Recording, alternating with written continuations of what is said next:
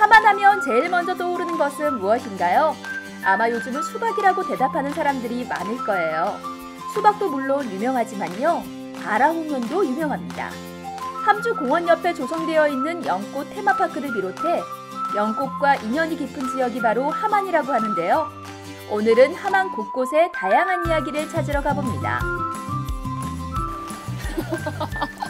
네, 우리 고장 역사 문화 탐방 경남 어디까지 가봤니? 오늘 찾아온 곳은요, 바로 수박의 고장 하만을 찾아왔습니다. 그런데 하만하면 수박만큼이나 유명한 것이 있는데요. 바로 저를 닮은 연꽃이랍니다. 이 연꽃이요, 연밭이 커서 유명한 것이 아니라 이 연꽃에 얽혀있는 의미와 역사가 있다고 하는데요. 그 자세한 이야기 하만 곳곳을 둘러보면서 이야기 나눠보도록 하겠습니다. 여러분들도 함께 가시죠. 출발!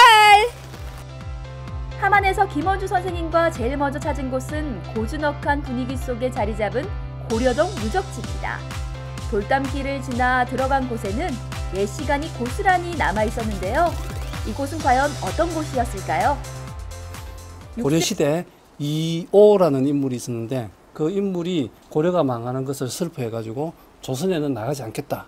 이런 취지로 여기 들어와서 살기 시작을 했습니다. 그래서 고려동 이렇게 되어 있습니다. 말하자면 이제 고려를 위해서 충성을 다하지 조선에 저항은 못하지만 조선에서 그 밥을 먹지는 않겠다. 이런 취지로 이제 들어와서 살았던 충절의 땅이라고 이야기를 할 수가 있겠죠.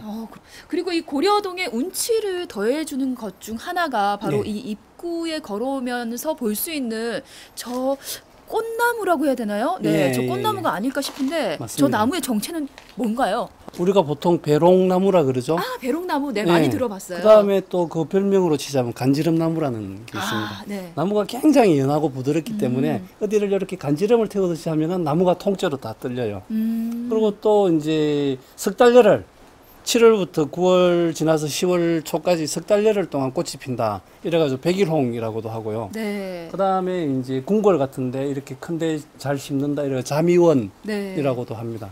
그리고 이제 저게 이오 선생이 밀양에 살면서 의령으로 왔다 갔다 하는 길에 들르는 데가 여기였는데, 그때는 정암진으로 해서 배 타고 건너갔겠죠. 네. 들르는 데가 지나가는 데였는데 이 벼룩나무가 굉장히 멋진 것을 보고 여기에 내가 자리를 잡아야 되겠다. 이렇게 해서 자리를 잡았습니다. 6세기 중엽까지 한반도에 존재했던 국가 중에 하나 아라가야. 우리가 흔히 알고 있는 김해의 김광가야, 고령의 대가야와 어깨를 나란히 했던 맹주국가였습니다.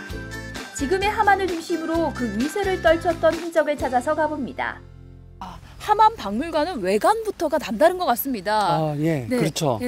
제가 마치 이 역사책에서 이런 모양을 본 것 같거든요. 대단하십니다. 예. 토기. 맞아요. 맞죠? 예. 네. 무슨 모양 토기? 김 모양? 이게 이제 불꽃무늬 토기는 어디 다른 가야에서도 나오지 않고 신라나 백제에서도 일절 없는 아라가야만의 독창적인 디자인이라고 이야기할 수 있습니다. 와, 이 모양만 봐도 그때 당시에 우리 아라가야 사람들의 예술적인 수준이 얼마나 높았는지 알 것 같아요. 맞습니다. 박물관이라든지 아니면 이제 전시관 같은 거를 이런 식으로 그 특징을 잘 잡아내 가지고 이렇게 외관을 꾸민 데가 많습니다. 그러니까 이제 그 아이들하고 학생들하고 같이 갈 때 그 모습을 보고 과연 이건 무엇을 상징하고 있을까?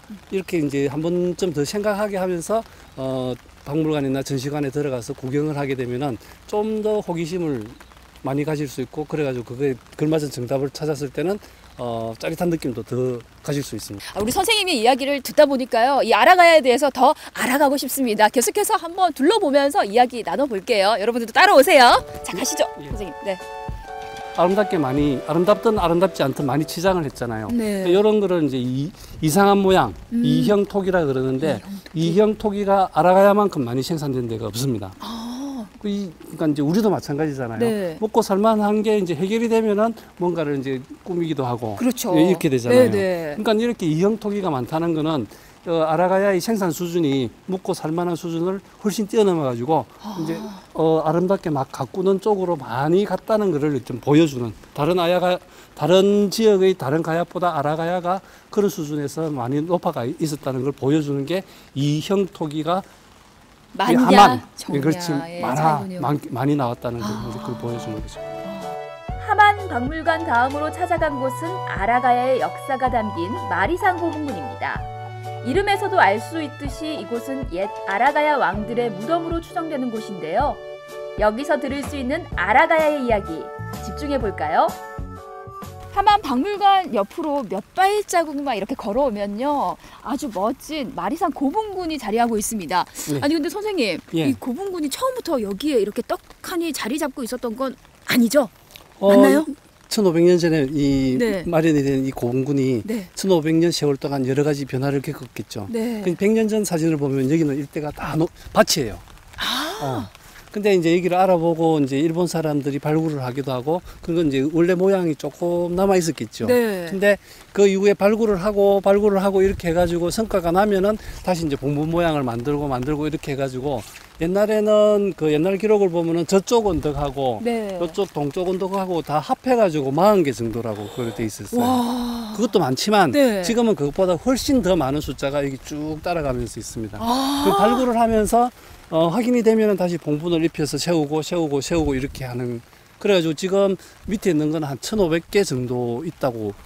와. 아직 다 발굴을 못했지만 1,500개 네. 정도가 이제 있다고 이제 그 지표 조사는 그렇게 나와 있는 줄 알고 있습니다.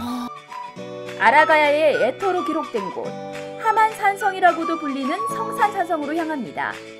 1998년부터 2008년에 걸쳐 발굴 조사가 이루어진 이곳은 아라가야 멸망 직후인 6세기 중엽 신라에 의해 축성된 것으로 추정된다고 하는데요.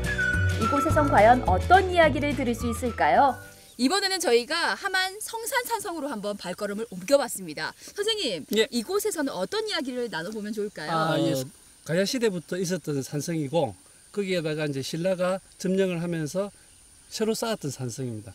하만을 상징하는 대표적인 어떤 유물이랄까 이런 게 나왔다는 자리가 되겠습니다. 여기 그 목간, 목간. 예, 나무에 글자를 새긴 나무 조각, 네. 동문 안팎에서 그 목간들이 많이 발굴이 되었습니다. 네. 또 하나는 네. 하만 하면은 이제 700년 전에 여기 이제 그 수북하게 있는 저기 연못자리에서 그 연씨가 발견이 되어 가지고 700년 만에 다시 싹이 돋고 해가지고 꽃을 피웠습니다. 그게 이제 아라홍련의 고향 이렇게 이야기할 수 있겠습니다. 하만 역사기행의 마지막 장소는 하만에서 유명한 낙화놀이가 펼쳐지는 곳입니다. 바로 무진정인데요. 조선시대의 무인신, 무진, 조삼이 머물렀던 곳으로 자신의 호를 따서 지은 정자가 무진정이라고 합니다. 보통 이 정자라고 하면 마을과 조금 떨어진 조용한 곳에 있기 마련인데, 이 무진정은 뭔가 이 정자가 마을 바로 옆에 있네요. 예, 그게 이제 이렇게 제일 처음 이 정자를 만든 분이 저기 조삼이라고 나오는데, 그분도 제일 처음에 이 만들 때부터 숨어 있었던 어떤 이렇게 명성지를 찾았다 이렇게 이야기를 했어요. 그러니까 이제 바로 옆에 있는데 다른 사람들은 몰라봤고, 아 내가 보니까 좀 이렇게 이제 그럴듯한 데가 있구나. 여기에 내가 세워놓으라 이렇게 이야기한 적이 그렇게 적은 기록이 있습니다. 네. 4월 초파일마다 네. 여기 낙하놀이가 벌어지고 있습니다. 예, 그 저 물 위에서 이렇게 줄을 태워놓고 거기에 이제 그 낙하봉을 만들어가지고 거기에서 이렇게 그 불꽃이 뚝뚝뚝뚝 떨어져 내리는 어떤 그런 모습을 이렇게 이제 네. 해마다 하고 있습니다. 우리 친구들도 이게 시간이 된다면 한 네. 번쯤 이 낙하축제 한번 구경 오시는 것도 좋을 것 같아요. 네.